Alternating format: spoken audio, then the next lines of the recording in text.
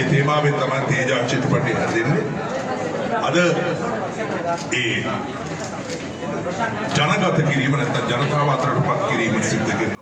මම දකින්නේ ශ්‍රී ලාංකීය සිනමාවට තවත් සිනමාකරුවෙක් තම කුළුඳුල් චිත්‍රපටය තිළිණ කරන මොහොත. කොළඹ දෙඹටගොඩ රීගල් සිනමා ශාලාවේදී නිලන්ත හපන්වීරගේ කුළුඳුල් සිනමා පටය මංගල දර්ශනය ආරම්භ කරනු ලබනවා. මාර්තු මස 7 වනදා. එම අවස්ථාවේදී ගනු ලබන වීඩියෝ පටයක් මේ ඔබාමුවට අපි තබන්නට යන්නේ. මේ අවස්ථාවට එකතු වෙනවා ප්‍රවීණ රංගවේදී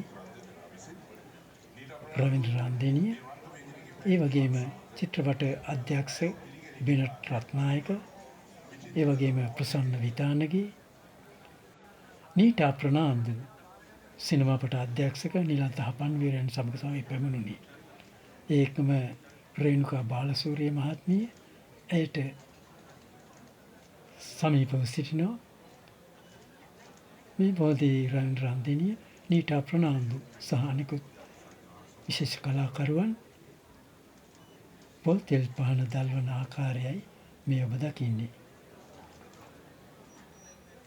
අද දවසේ මේ ප්‍රවීණ රංගවේදිනිය තම සිනමාවේ 60 වසරක් වෙනුවෙන් කළ මෙහෙවර වෙනුවෙන් උපහාර දැක්වීමක් සිදු වෙනවා. ඒ චිත්‍රපට සංස්ථාවේ සභාපති සුදත් මහදේවුල්වැව, ඒ වගේම බෙනට් රත්නායක, රවින්ද්‍ර රන්දෙනිය ආදී විශාල කලාකාරියන් පිරිසගේ සහභාගීත්වයෙන් මේ සිදුවන්නේ. සිනමා ශාලාව තුලදී අය ඇගයීමට ලක්වන අවස්ථාවයි මේ ඔබ දකින්නේ. තේජා නැරඹීම සඳහා අසුන්ගෙන සිටින කලාකරුවන් මේ ඔබ දකින්නේ තේජා සිනමා පටයේ ගැබිනි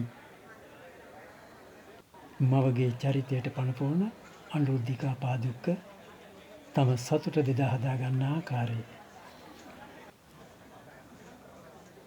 විශාල කලාකරුවන් පිරිසක් සහ සිනමා ප්‍රේක්ෂක පිරිසක් දෙමටගොඩ රීගල් සිනමා ශාලාවට පැමිණුණා මේ චිත්‍රපටය නැරඹීම සඳහා. ඇත්තෙන්ම මේ චිත්‍රපටය කාන්තාවන්ටම සුවිශේෂී වූ අපූරු චිත්‍රපටයක්.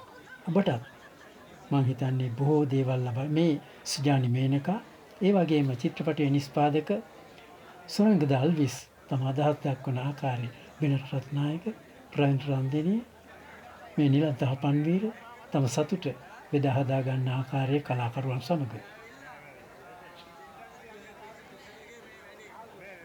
නිලන්ත හපන්වීර චිත්‍රපට අධ්‍යක්ෂක මේ අපූර්ව කලාකරුවන් එකතු වුණ අවස්ථාව.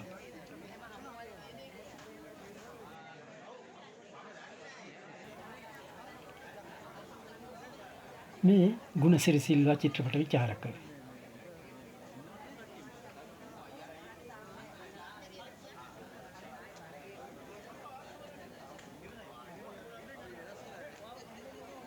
මේ චරිත ප්‍රියදර්ශිනී පිරිස් මහත්මිය, ඒ වගේ ප්‍රදීපා ධර්මදාස ආදී නිරංජලා සරෝජනී, රෝහණ සිරිවර්ධනයන්, බොහෝ කලාකරුවන්, ගායක ගායිකාවන් පිරිසක් මේ සඳහා එකතු වෙනවා. ඇත්තෙම රීගල් සිනමා ශාලාව පිරී ඉතිරි යන තරමට මේ චිත්‍රපටය නැරඹීම සඳහා මෙම රංග ශාලාවට පැමිණෙනවා.